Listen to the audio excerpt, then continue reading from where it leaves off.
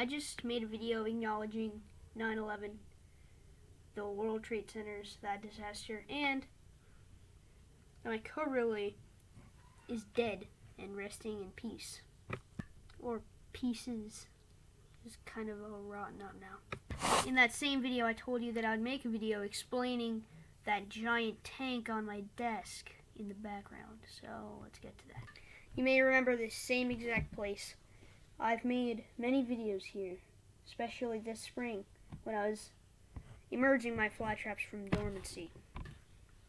I had quite the amount.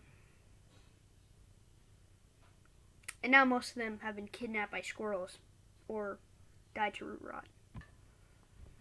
But every time that something dies or something is lost, it brings new opportunities. Or at least for me. Last winter, I had a greenhouse.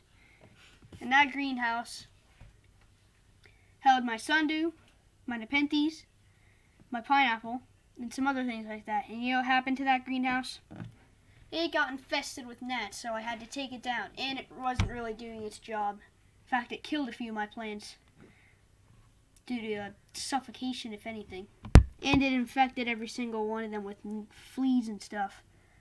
So some of those died too.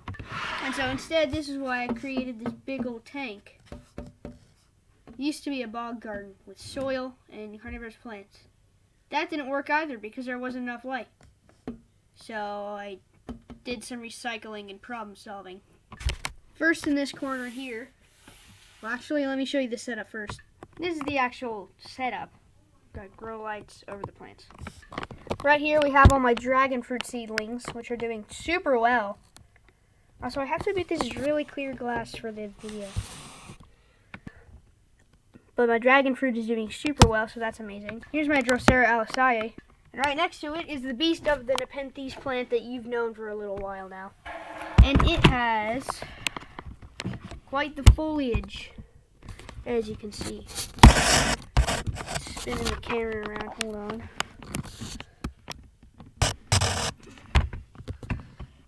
There we go. I don't know how well you can see the back of it. There's hopefully some other pictures that you would see.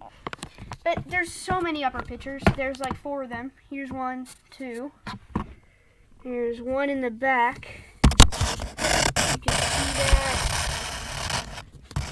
Right there. That's 3. And then that green thing right there is 4.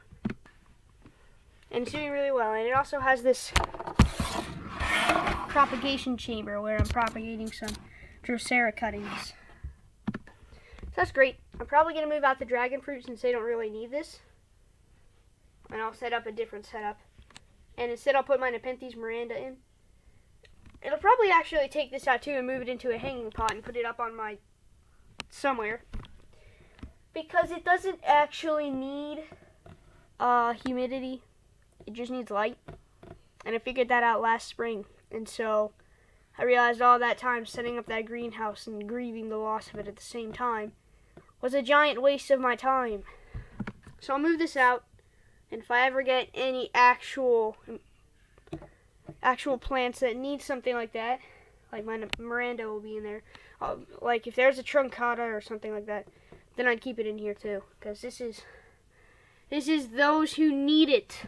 If you need it, you can have it, but not for people who want attention. Or not for plants who want attention instead. But it's still pretty beautiful. Alright, I don't want to waste your time. Subscribe.